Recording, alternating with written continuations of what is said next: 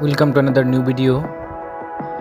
In this video you will see how to fix WhatsApp this person is no longer use. Please follow complete the process.